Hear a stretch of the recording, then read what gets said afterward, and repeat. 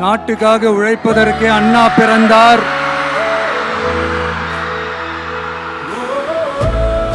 பொது நலத்தில் தானே நாள் முழுக்க கண்ணாய் இருந்தார்.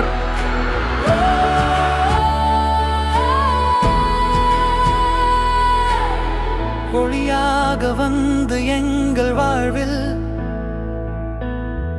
உழைப்பின் அடையாளம் தளபதி. எளிமையில் உயர்ந்தவனாய் இதயங்களின் அரசன் தளபதி.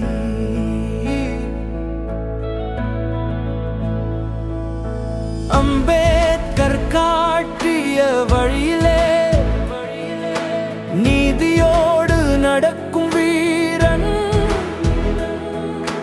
பணிவுடன் பேசும் மனிதன், அதிரடியில் மாஸ் தளபதி.